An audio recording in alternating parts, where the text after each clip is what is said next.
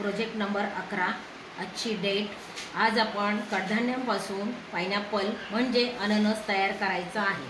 त्यासाठी लागणारे साहित्य: हिरवे मूग, चणा डाळ, गम आणि पेन्सिल।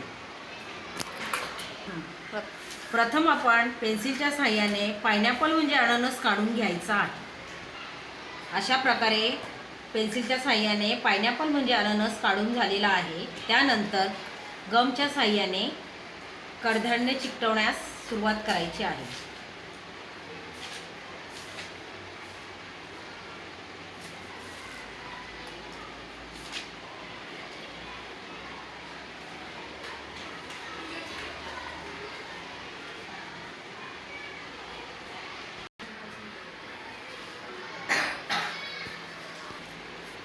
अशा प्रकारे कडधान्य आणि डाळीपासून आपला प्रोजेक्ट तयार झालेला आहे। पालकांनी मुलांना सोबत घेऊन प्रोजेक्ट तयार करायचा आहे।